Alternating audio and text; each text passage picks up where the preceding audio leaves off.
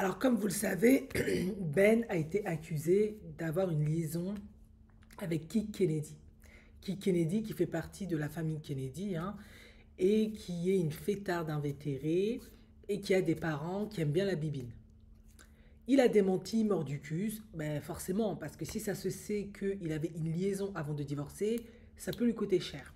Sauf que Gilo, qui est furieuse, contrariée que Ben l'ait trompé sans vergogne, alors qu'ils sont même pas encore divorcés et sont vraiment l'ombre d'un doute, ne sont absolument pas effondrés par cette séparation ni rien, eh bien, vit sa belle vie avec Kiki Kennedy. Du coup, elle a été claire, elle lui a dit je veux pas que tu me tapes la honte, que tu m'humilies devant le monde entier, que tu vives cette liaison, cette relation, alors qu'on n'est même pas encore divorcé. Donc, si tu n'arrêtes pas, je vais être sans pitié. Et elle a commencé, en effet, elle a commencé à montrer les preuves de leur liaison. En effet, il y a plein de reçus, de restos, de tout un tas de trucs qui prouvent qu'ils ont réellement une liaison. Alors, il faut savoir que, et là, moi, je ne vous cache pas, je suis tombée de haut. Ben Affleck connaissait Kick Kennedy depuis très longtemps. En effet, je l'ai déjà expliqué dans plusieurs vidéos, vous pouvez regarder la playlist que j'ai faite à ce sujet. Ben Affleck a toujours voulu se lancer en politique. Donc, il se rapproche, ça se fait un peu comme ça, hein, de toute personne susceptible de l'aider à constituer un réseau pour le soutenir dans cette voie. Et en fait, il y a très longtemps, avant même que Ben Affleck se mette en couple avec Jennifer Lopez, ou du moins se remette en couple pour une deuxième fois avec Jennifer Lopez, est-ce que j'ai compris? Alors soit c'était bien avant, soit c'était, mais je pense que c'était avant qu'ils se remettent en couple pour la deuxième fois, parce que sinon ça pourrait dire que Kennedy à l'époque, elle aurait eu 19 ans, quoi. Bon, eh bien, il voulait se mettre en couple avec Kick Kennedy. Mais visiblement, il n'a pas choisi Kick Kennedy parce que je crois qu'elle n'était pas intéressée ou c'était pas la femme du moment qu'il aurait dû choisir.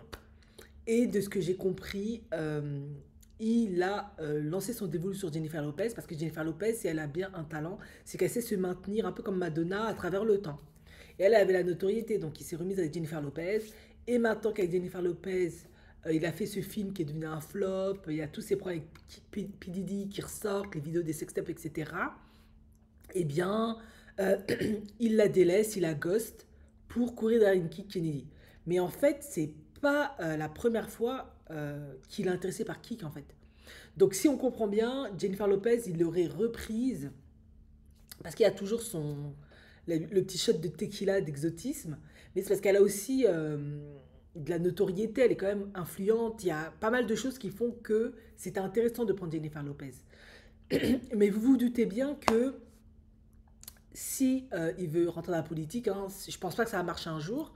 Bah, Jennifer Lopez, elle peut pas correspondre à ce que lui il recherche parce que pour l'élite en haut, on est quand même aux États-Unis, il y a quand même pas mal de préjugés de discrimination, on va pas faire semblant ici.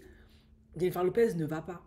De plus, associée à P. Diddy, qui est dans un scandale pas possible, les anciens précurseurs, apparemment, ce serait ça qui aurait contribué, en plus de tout un tas de choses, à achever cette relation. Après, Jennifer Lopez, elle est aussi très. Comment dirais-je? Elle est sauvage à sa manière, elle est très nature, elle est très indépendante, très elle-même, très vraie. Donc, comment lui va faire avec une Jennifer Lopez s'il rentre en politique? De toute façon, elle va pas faire ce que tu veux. Elle va faire ses trucs à elle. Donc ça ne peut pas marcher. Il faut une femme qui soit plus ou moins modelable, un peu compliant. Et c'est vrai que Jennifer Gardner, Kit Kennedy pourrait correspondre. Bon, Kit parce qu'il y a le réseau, il y a la famille, elle connaît un peu cet environnement-là. Son nom est fameux dans les hautes sphères et le restera jusqu'à la nuit des temps. C'est vrai qu'une Gilo, un jour, même si on l'adore, on va l'oublier. D'autres stars vont venir, aussi fameuses les unes que les autres.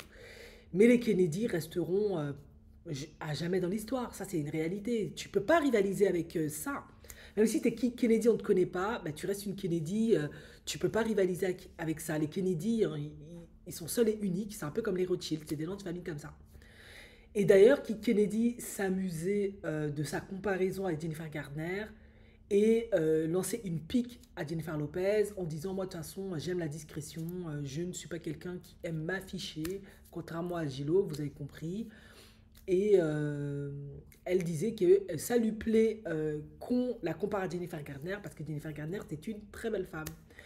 Sur le coup, je suis d'accord avec elle, mais c'est vrai que c'est version Jennifer Gardner jeune, quoi. On va pas se mentir. Après, Ben Affleck, voilà, hein, accusé d'avoir utilisé Jennifer Lopez, accusé de utiliser les femmes pour sa notoriété, etc. En effet, je me rappelle très bien, quand il s'est mis en couple avec Jennifer Gardner, elle était fameuse, elle explosait.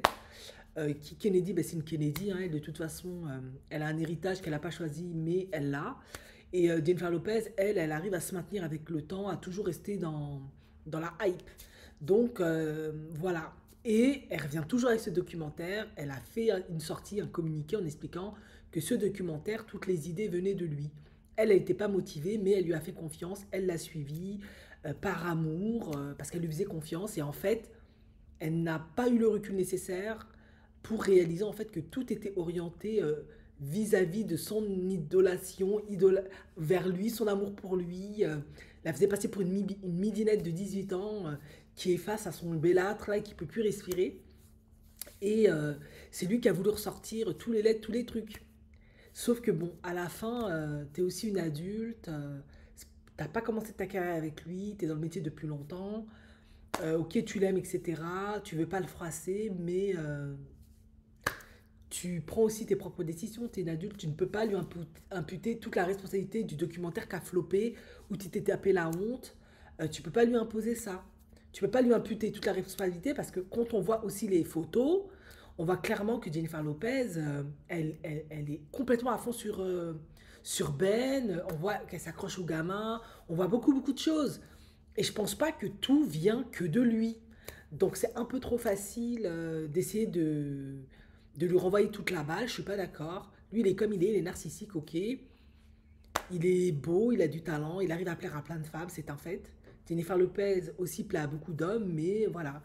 Elle subit aussi les affres de l'âge et du temps à Hollywood que subissent beaucoup de femmes, en fait. Et malheureusement pour elle, elle en est à son quatrième mariage. Ben Affleck, il me semble que Jennifer Lopez, c'est la deuxième. Donc, tout est un peu contre elle, malheureusement. Pour le moment, on va dire ça comme ça.